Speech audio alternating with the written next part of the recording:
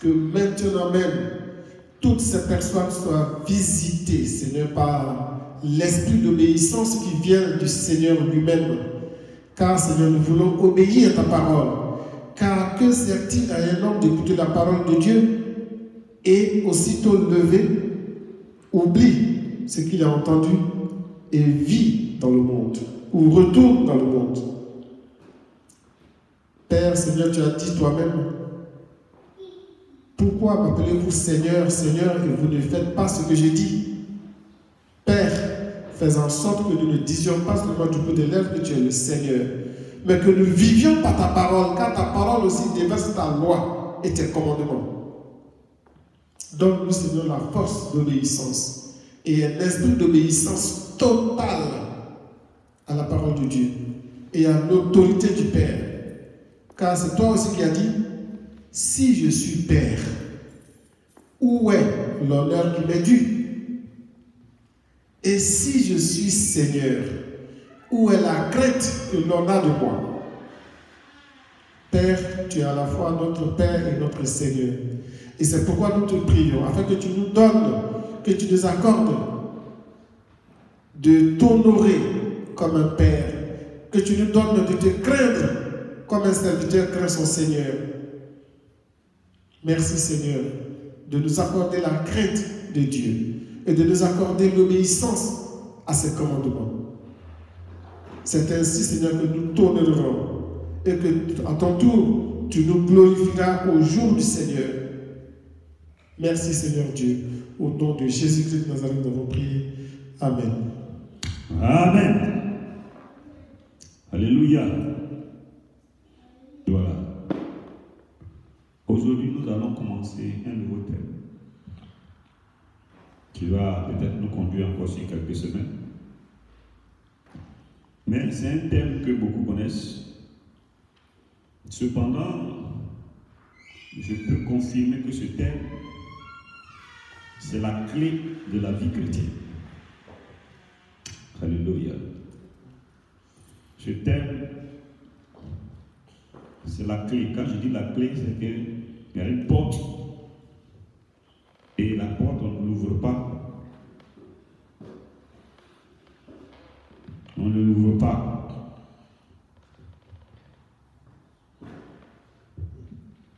On ne l'ouvre pas avec la force. Même si tu es gros, tu es fort, tu ne peux pas venir, puis tu dis, bon, ma porte, là, je veux forcer beaucoup. Non. C'est une petite clé comme ça, petit comme ça, lui-même, il n'a même pas la valeur de ton doigt. Mais c'est lui-là qui va ouvrir cette grosse porte. Petit comme ça, fait craque. Et puis maintenant, ce que toi, le gros musclé, tu ne pouvais pas ouvrir, cette petite clé-là. Bon, ce thème-là, c'est comme ça. Et aujourd'hui, le thème, c'est la foi. Alléluia. Je sais que beaucoup ont prêché sur la foi. Vous avez entendu beaucoup de messages sur la foi. Mais je suis rassuré que ce que tu vas entendre aujourd'hui va te donner un plus. Il va secouer un peu ta vie. Et je pourrais dire constante, mais ça va la rendre excellente. Ça va la faire grandir un peu plus. Alléluia. Donc je t'invite à suivre sérieusement le message sur la foi, qui va être un peu différent des autres messages. Et ça va te faire beaucoup de bien, parce que au travers de ce message, le Seigneur va te visiter. Et il va commencer à faire une nouvelle chose avec toi. Il va entreprendre un nouveau projet avec toi. Parce que la Bible déclare qu'avec l'Éternel, nous ferons des exploits. Alléluia. Alors, qu'est-ce que je pourrais dire en introduction sur la foi? Je sais que déjà parlant de la foi, les gens prennent Hébreux chapitre 11, verset 1 qui est définition de la foi, ainsi de suite. C'est bien, toi aussi tu le sais. C'est pas mal. La définition de la foi que je vais donner ici, c'est un résumé de ce qu'est la foi. La foi, d'abord, c'est croire. C'est avoir confiance en quelque chose ou en quelqu'un ou en un objet ou en un être humain. Mais c'est en mettant tout son espoir dans cet objet ou dans cette personne ou dans cette chose. Je reprends. La foi, c'est croire, c'est avoir confiance, une confiance totale, inconditionnelle, dans quelque chose. C'est-à-dire qu'aujourd'hui, quand vous partez dans les villages, les gens ont la foi dans les forêts sacrées, dans les rivières sacrées, ou bien dans le rocher qui est là sacré. C'est quelque chose, c'est une chose. Donc ils mettent leur confiance dans quelque chose. Ou dans un objet. D'autres, je connais un village où c'est un baobab. Et puis c'est là ils viennent adorer. Et puis, parle dans ce baobab. Non, ils mettent leur confiance dans un objet. Ou aussi c'est mettre sa confiance dans un homme. Un être humain. Donc aujourd'hui, il y a ceux-là qui ont mis leur foi dans leur gourou maladie. Donc ils appellent le gourou. Donc quand vous partez en Inde, selon les recherches, il y a près de 3 millions de dieux différents. Et les gourous de ces personnes, de ces dieux-là, c'est des êtres humains qu'on prend comme des dieux. Et puis ils ont les philosophies. J'étais en train de regarder une émission où la majeure partie de ceux-là qui ont créé ces religions sont des milliardaires. Et ce sont des adeptes-là qui sont leurs clients. Donc il y a un à lui-même, il a plein de magasins comme ça, et puis tous ces adeptes sont eux qui sont ses clients. Donc quand les gens sont partis l'interviewer, tu vas voir, il y a encore tout, et puis il était fier de présenter ses entreprises, tout. Mais quand le temps de l'adoration vient, il se met là, il doit toucher. Il a encore regardé une émission en Inde où c'est un bœuf qui est leur Dieu. Et puis il vient, il s'abaisse là, et puis le bœuf là prend son pied, et puis il met sur la lèvre. Et puis il met, quand un s'abaisse là, il se met là, le bœuf là fait son pied, puis il met dessus. Ah là, il est toi te sauver, même c'est que vraiment, tu as vraiment payé. Un bœuf. Oh non. Et puis ils ont paré le bœuf là avec des fleurs là, machin, tout. J'ai dit, oh Seigneur, ta grâce, l'être humain. Donc, ils ont la foi. Ça, c'est la foi. D'un bœuf. Demain, le bœuf là va mourir. Et puis, tu vas voir, ils vont enterrer ce bœuf là avec tous les honneurs. Bœuf là, donne-moi ça. Si tu fais erreur, tu fais tout comme ça, j'attrape le bœuf là, je coupe la gorge, je mange ça, je prépare. Je connais un village où on dit, bon, la rivière là, les silus qui sont dedans ne mangent pas ça. C'est ça qui est notre terme, non Dieu, cette rivière. Et puis ils ont affecté un instituteur là-bas, et puis les fervents chrétiens de l'église de réveil. Et les silus ont commencé à grossir comme ça. Je vous assure, il y a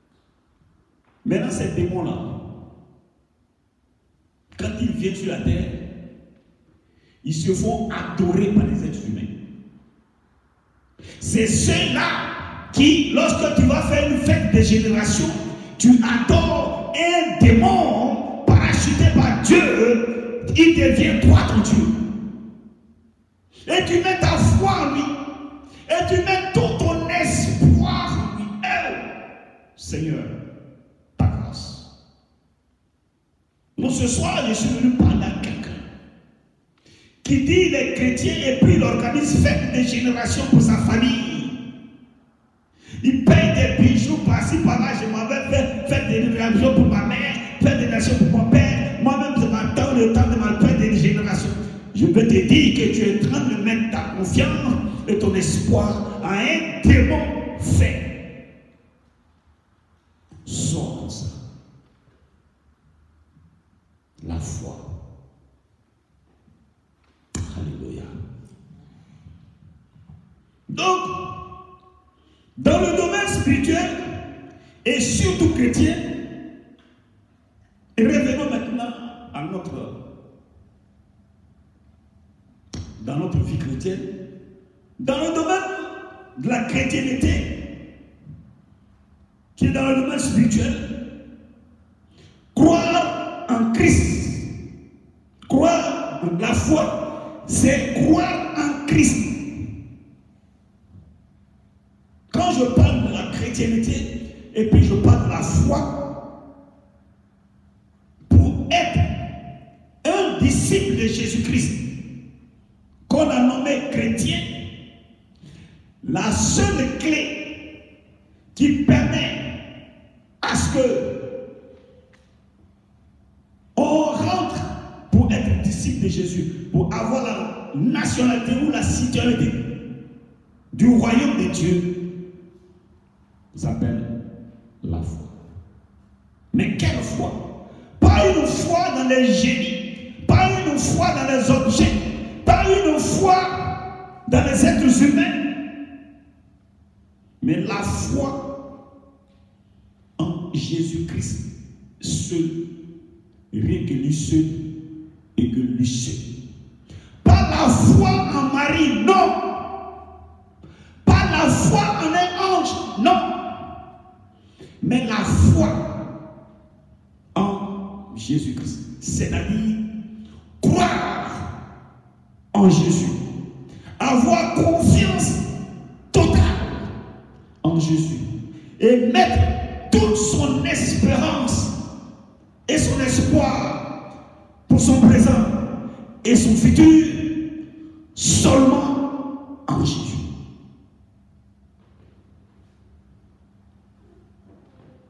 C'est ça la foi. Donc elle est la clé qui ouvre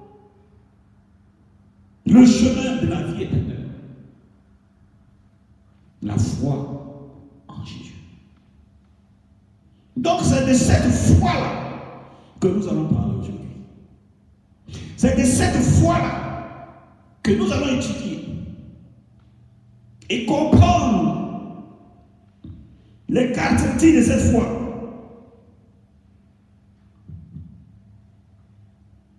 Alléluia.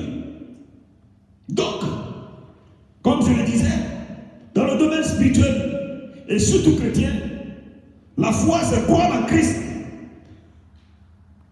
en fondant toute notre espérance et notre vie, que ce soit présente ou à venir, en lui.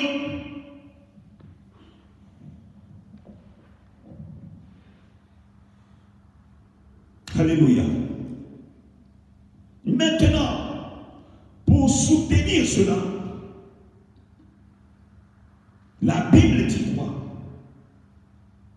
Dans le livre de Hébreux chapitre 11, verset 1. Alléluia.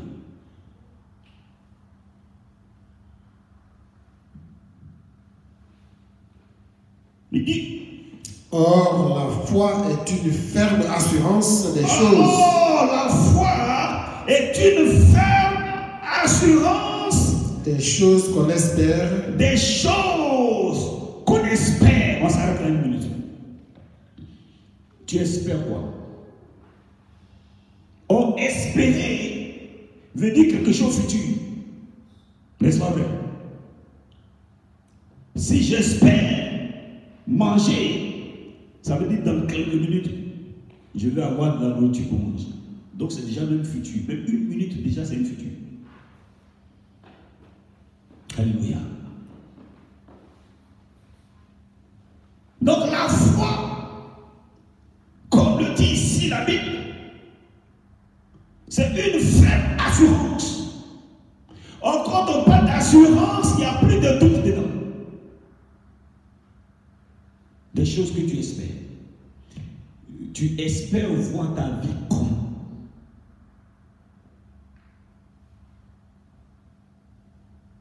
Qui a espéré un jour voir sa vie misérable? Ça, je cherche. S'il y en a, montrez-moi.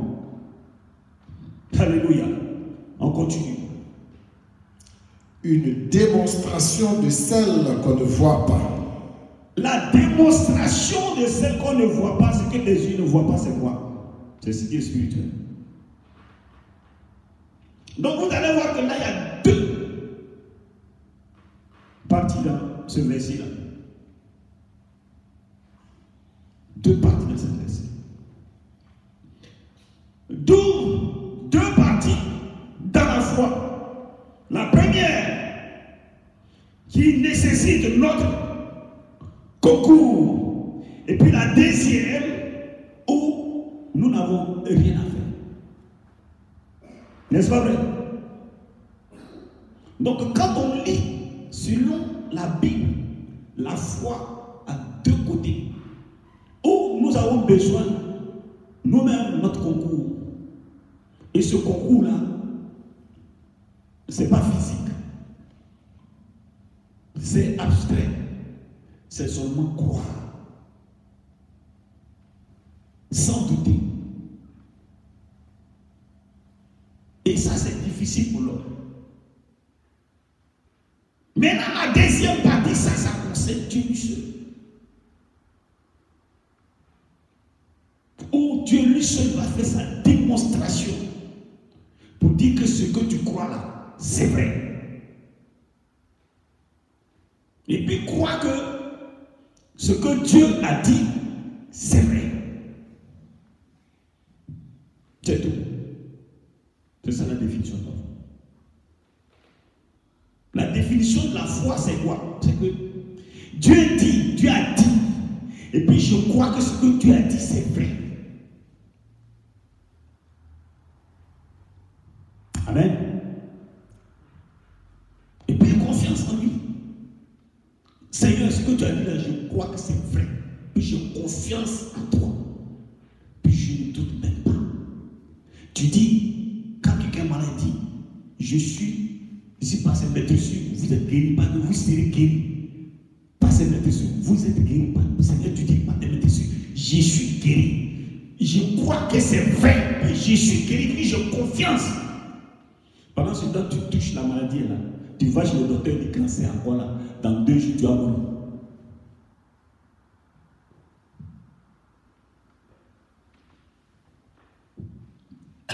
Alléluia. Mais toi, tu dis, Seigneur, ça c'est ce que le docteur a dit. Toi, tu dis, parce que maintenant, vous êtes guéri. Seigneur, je suis guéri. Ce qu'on voit là, c'est le miroitement. Quand tu es en train de marcher loin comme ça, et puis il y a le soleil là, tu vas voir quelque part, il y a l'eau. Quand tu arrives, il n'y a pas l'eau, on appelle ça miroiter. Ça, c'est le miroitement. Toi, Seigneur, tu as dit. Et ce que tu as dit là, c'est vrai. Et puis je crois ça. Et puis le docteur vient mettre ces trucs. Ta respiration pas. Mon frère, il te reste 12 heures pour mourir. Alléluia. Et malgré ça, tu dis, Seigneur, je crois ce que tu as dit, c'est tout ça, c'est le ministère. Voilà ce qu'est la foi. Maintenant, comment passer pour dire à la mort, sors du corps de cette personne-là. Ça, c'est pas ton business. Toi, tu as un seul problème. C'est de croire ce que la parole a dit, c'est vrai. Et puis mettre ta confiance. Parce que la définition de la foi ici, c'est croire et avoir confiance. Totale. Non, croire ce que la parole a dit, c'est vrai. Et puis mettre ta confiance. C'est ça. Quand tu arrives à cette dimension, rien ne t'effraie sur la planète Terre. Je dis, quand tu arrives à cette dimension-là, rien ne t'effraie sur la planète Terre. Quand les choses sont en train de se passer, pour toi, ça devient une distraction, ou bien ça devient une distraction, un truc de choses, c'est-à-dire que ça fait rire. C'est vrai qu'il y a des douleurs, malgré que tu puisses aller, les douleurs font mal. Mais c'est vrai, il faut ça dire, oh Seigneur, c'est vrai, ça fait mal, mais quand même, Seigneur, je crois que je suis guéri. Puis j'ai confiance en toi. C'est pas parce que tu as mal que tu vas pas souffrir du mal, non, tu vas souffrir. Et puis tu peux manifester ton mal. Mais ta foi et ta confiance, la foi ne doit pas les faire tout.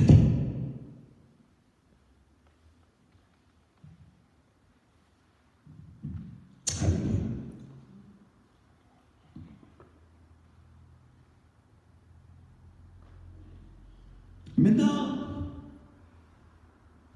la foi, première en grand 1, la foi,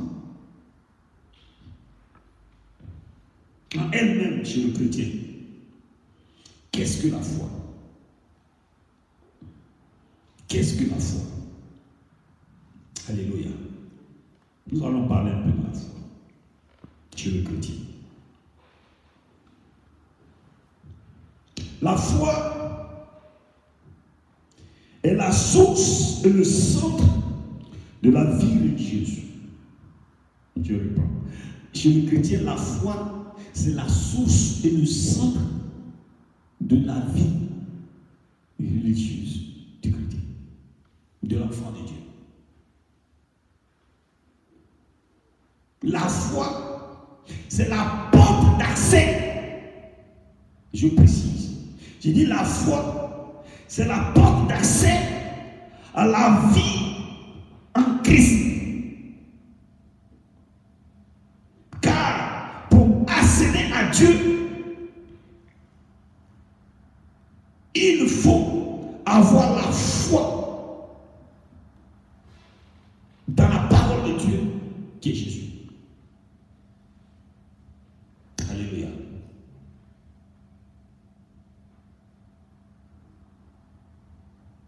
Donc la foi chez le chrétien, c'est quoi? D'abord, c'est la source et le centre de ta vie en tant que disciple ou religieux. Donc la foi, c'est la porte d'accès pour aller vers Dieu. Et il doit passer par la foi en Jésus-Christ. Donc, il n'y a pas une porte pour aller vers Dieu. C'est seulement avoir la foi en Jésus. Pas la foi en Marie, pas la foi aux anges, pas la foi en quoi que ce soit. La foi en Jésus-Christ. Sans la foi en Jésus-Christ, tu ne peux même pas parler du Saint-Esprit.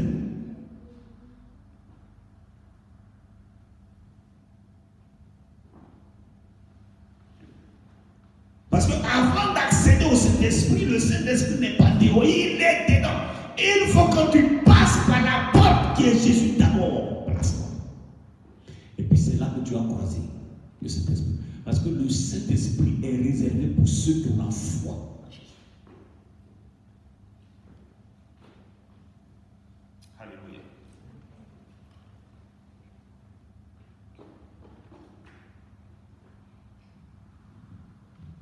Amen. Donc la foi nous donne l'accès. C'est la porte d'accès à la vie en Christ. Car pour accéder à Dieu, il faut avoir la foi en Jésus-Christ. Et c'est ça, la parole de Dieu dit.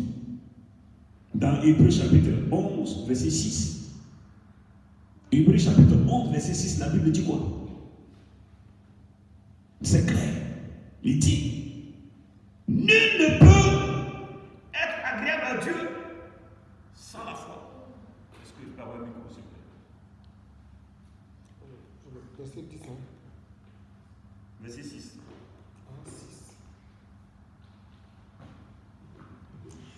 Or, sans la foi, il est impossible de lui être agréable, car il faut que celui qui s'approche de Dieu croit que Dieu existe et qu'il est le rémunérateur de ceux qui le cherchent.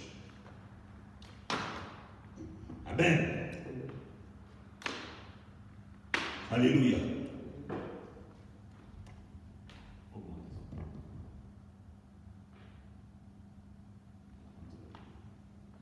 Alléluia. Donc c'est clair. Nul ne peut être agréable à Dieu sans la foi. Mais quelle foi? La foi. La foi en Jésus.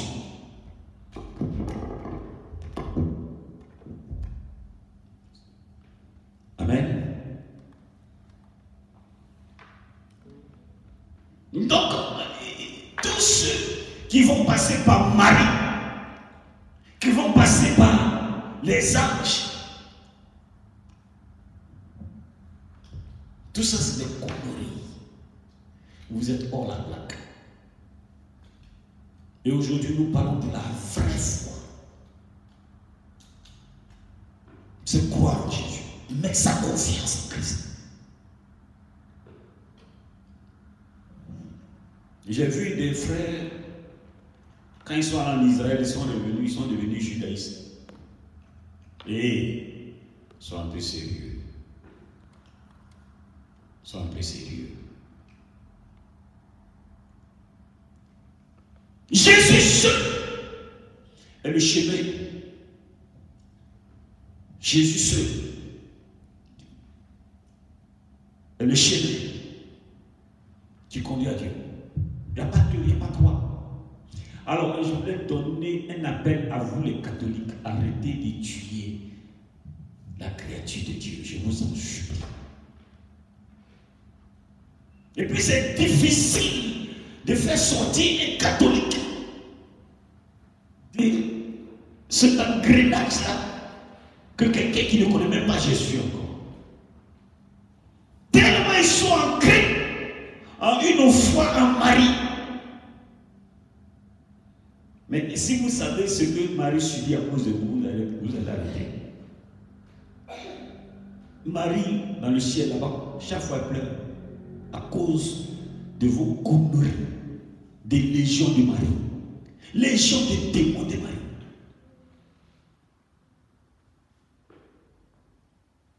La foi dont Dieu a besoin, pour laquelle tu peux être agréable à Dieu le Père, c'est celle-là qui passe uniquement que par Jésus-Christ, rien que Jésus-Christ. Mets ta confiance en lui. C'est alors que le Père agira, ainsi que le Fils et le Saint-Esprit. Alléluia.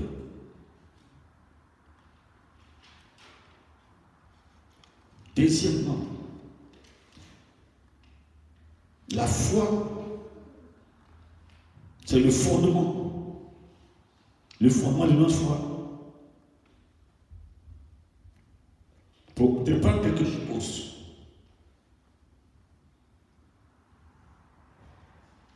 alléluia.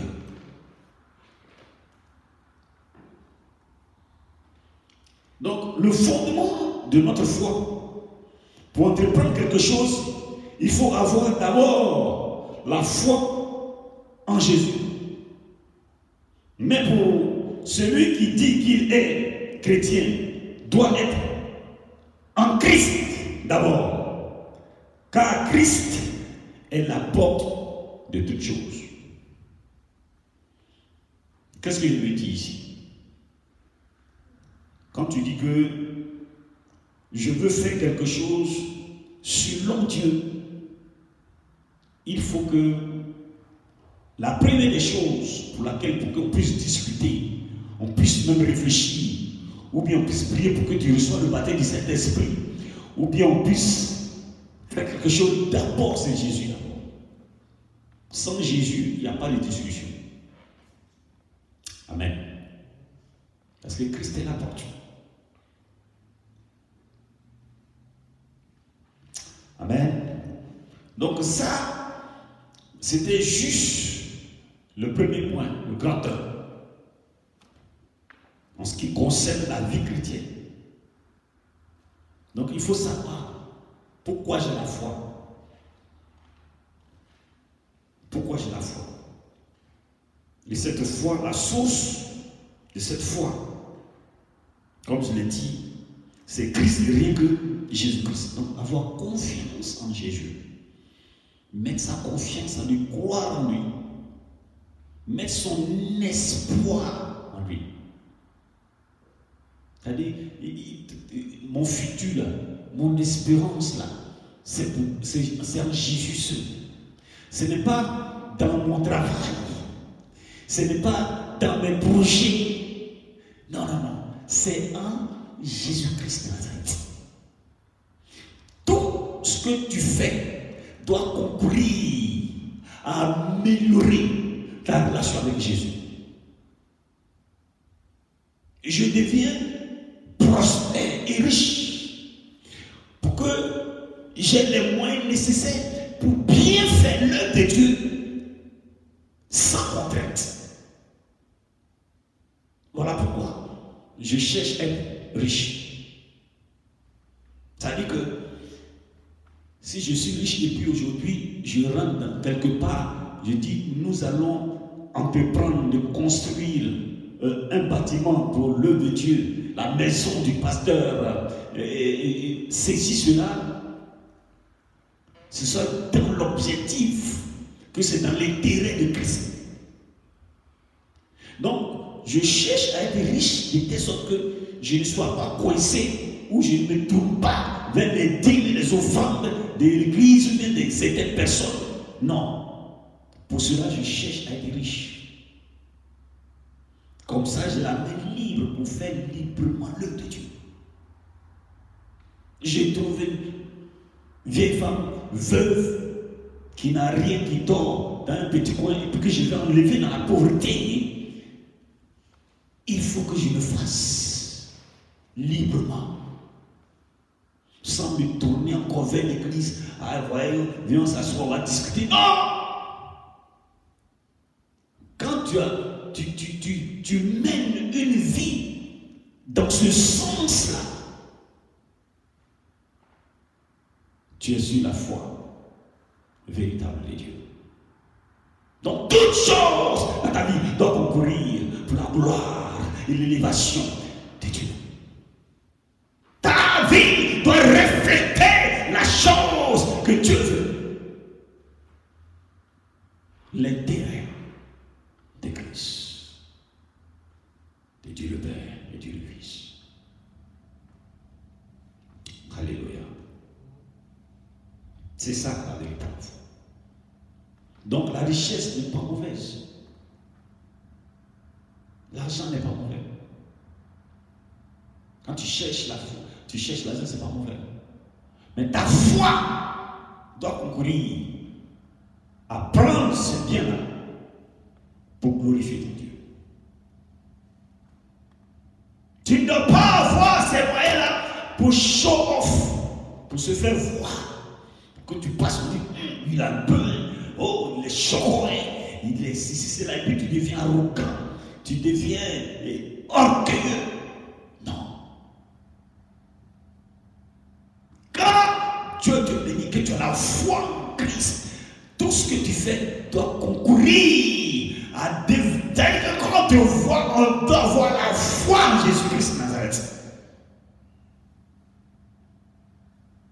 Quand quelqu'un a des problèmes, quelle que soit sa religion, il vient, il te voit, il dit, oh, Je dois suivre ton Dieu. Quel est ton secret? La foi en Jésus.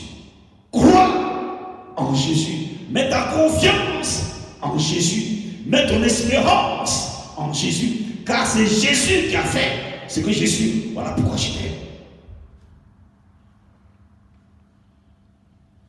La foi du chrétien. Deuxième chose, grand 2, nous allons parler un peu de l'historique de la foi. Quelqu'un m'a dit, qu'est-ce que l'historique de la foi encore? Oui, c'est important. C'est important que tu le saches. Ce sont des informations que je te donne. Ça va t'aider. Alléluia. La foi date depuis les temps anciens. Quand nous prenons la parole de Dieu, la Bible, quand nous lisons, nous voyons que la foi ne date pas de maintenant. La foi date depuis longtemps. Les temps anciens. Et nous avons beaucoup d'exemples comme ça dans la parole de Dieu. Beaucoup.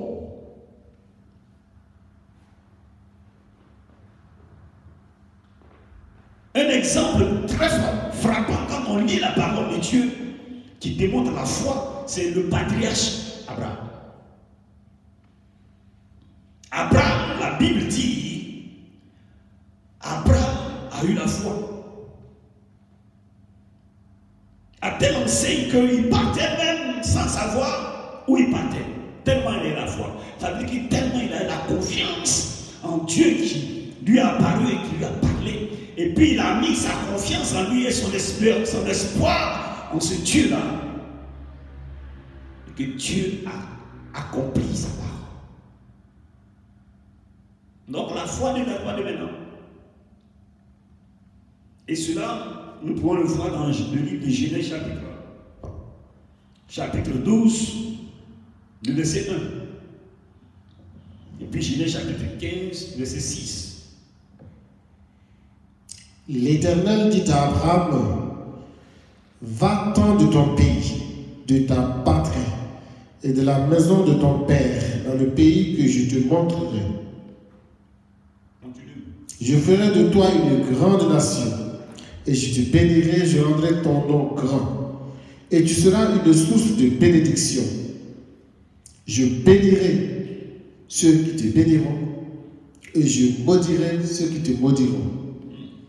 Et toutes les familles de la terre seront bénies en toi. Abraham partit comme l'Éternel le lui avait dit, et Lot partit avec lui.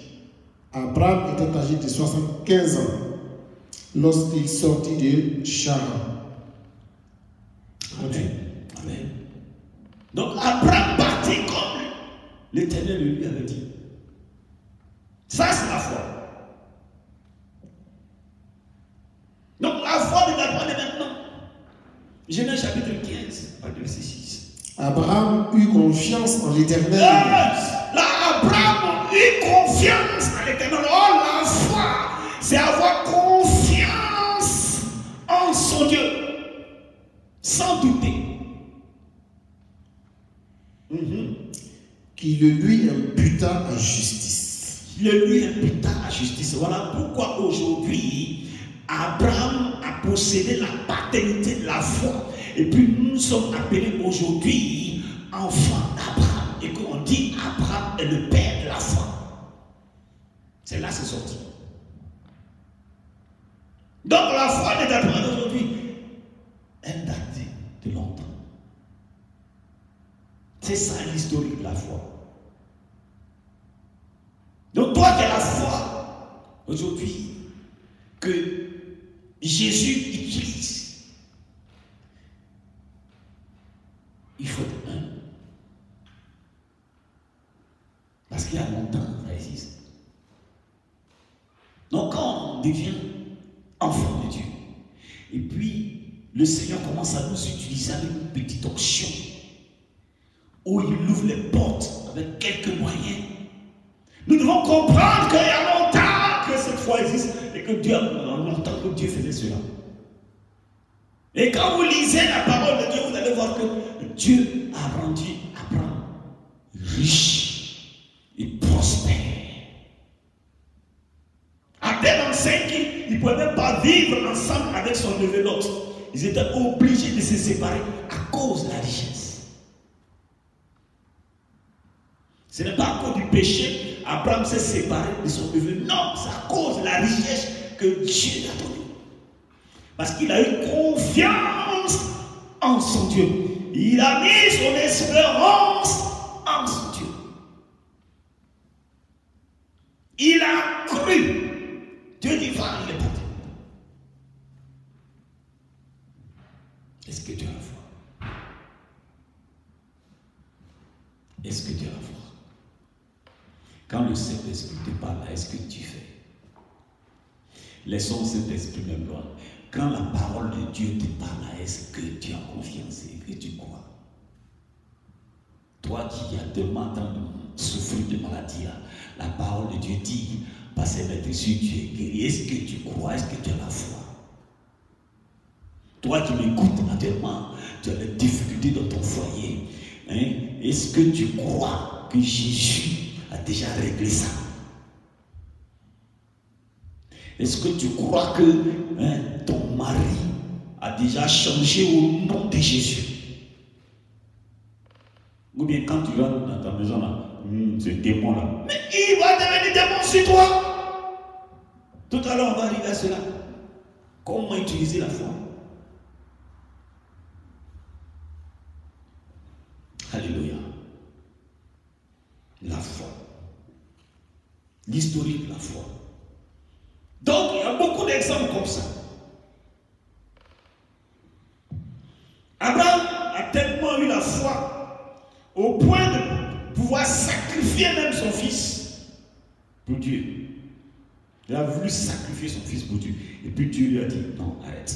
Et ça, on peut le voir dans le livre de Genèse, chapitre 22. Ça, c'est pour les auditeurs, ou bien vous qui êtes là, pour pouvoir lire et puis comprendre ces choses-là, qu'elles sont vraies.